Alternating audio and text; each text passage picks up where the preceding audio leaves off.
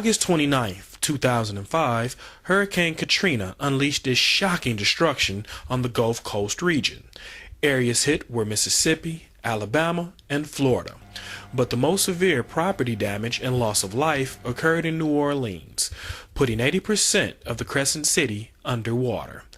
Due to extremely slow recovery efforts, at least 1,836 people lost their lives in Hurricane Katrina.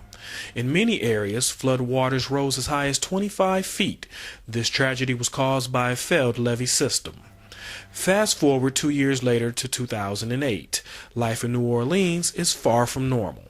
Schools, hospitals, libraries, even bus service all remain limited. After destroying 200,000 Gulf Coast homes and displacing about 1 million people, the demand for housing assistance remains high. Economist Lauren Scott said there are a multitude of factors that aid to the slow recovery. Katrina wrecked 182,000 homes in New Orleans alone, but only 41,000 housing recovery checks have been issued to homeowners by the federally funded Road Home program. My name is Tyra Sims. I'm from New Orleans. I'm here at 8220 Lamont Road, New Orleans, Louisiana, 70126. 2006 was Hurricane Katrina. Most houses went through floods, and my house, you can see, did go under flood, and my house is unlivable at this time. Right now, I'm talking to you, and it's 2008. I hired a contractor to really do my whole house. He started with the roof, and you may be able to see later that my roof has been, replaced, and they still have a little minor trimming to do to the roof. I also had to have the inside of my house renovated. And a story about that is that I actually paid the contractor to go ahead and start doing the renovations to my house. And unfortunately, you can see that he really haven't completed his job. I have, called him several times. I have not received any phone calls from him yet. He haven't answered any of my calls. And I'm not able to come back home right now. So right now I'm gonna have to go through some legal processing of trying to retrieve my funds back from him. And yes, I did give him a deposit of $25,000, which I am trying to retrieve from him now. After restoring about 66% of the population, many displaced residents have not returned to New Orleans. The visible devastation is an indication that there is still a lot of work that needs to be done to bring New Orleans back to life.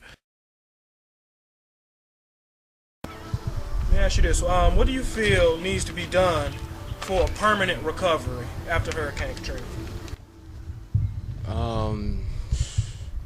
Need more jobs, man. A lot of people are still homeless, trying to find a place to live here in the city. And rent is extremely high. For a 2-bedroom, it's $1,180. For a 3-bedroom, is over $1,500. For somebody who's just getting back in the city with a job, they could never put a deposit on that. I mean, FEMA didn't do a whole lot for a lot of people. For me, it's one. FEMA did nothing for me, man. Basically, when the storm hit, my family lost everything. So, and my grandfather stayed during the storm for 5 days. We have a 2-story house. We stayed across the canal. And on the second floor, they had about 3 feet of water. So he had a boat. So he would save people across the street that was stuck in the attic, cut people out their roofs. He had about 10 people in the house for like 3 days, and he stayed 2 extra days till the water receded to about 5 feet, so he can get out. And Road Home, he really haven't received anything. He got his statement that he was be able to get his money for about like 4 months ago. They haven't done it yet. FEMA didn't do anything for him. Hardly. So, and now it's just real stressful. I mean, I had to graduate in Mississippi. Katrina changed me because in the whole disaster part of all of it, you know, I lost family members. I've lost my mom. It's actually going on 3 years she's been gone.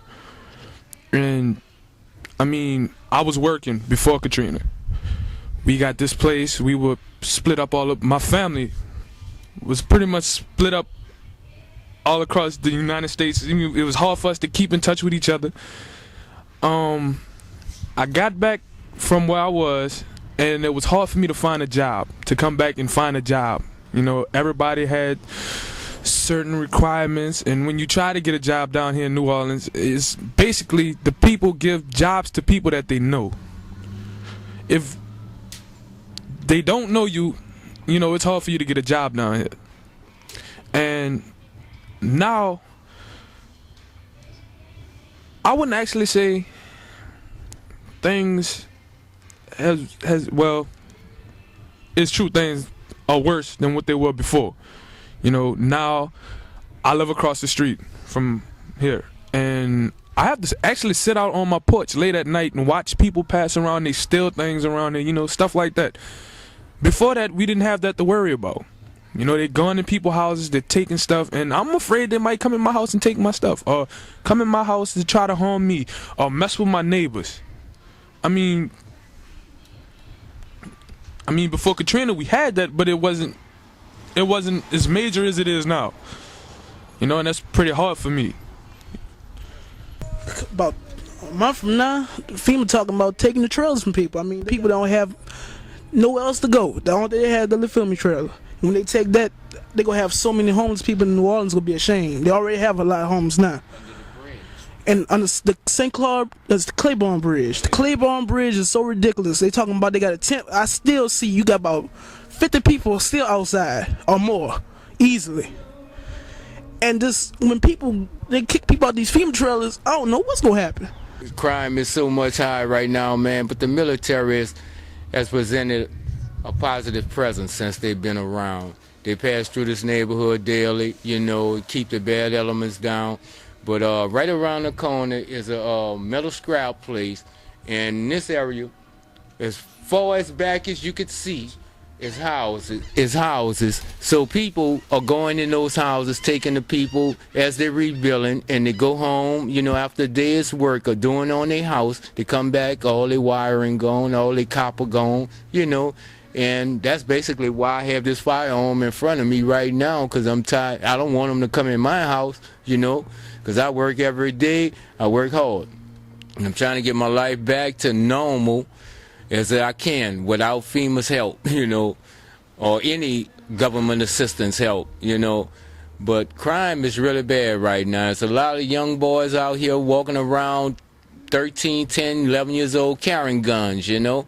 Man, I don't even feel safe standing in front of my door without my gun in front of me, man. And that's why I'm here. Crime. The storm is estimated to have been responsible for $81.2 billion in damages, making it the costliest natural disaster in U.S. history. As you can see, I'm standing in one of the gutted out homes of the Hurricane Katrina victims. It has been 2 years and many contractors still have not made good on their promise, and many people are still looking for homes and shelter. The federal government has allotted $4.1 billion in aid, but only $1 billion has been spent. As we can see, people are still piecing their lives together. Crime is at an all-time high, and people are still losing their homes and can't afford to come back to the areas that they once lived. In New Orleans, Reflections News, Rafael Gentry.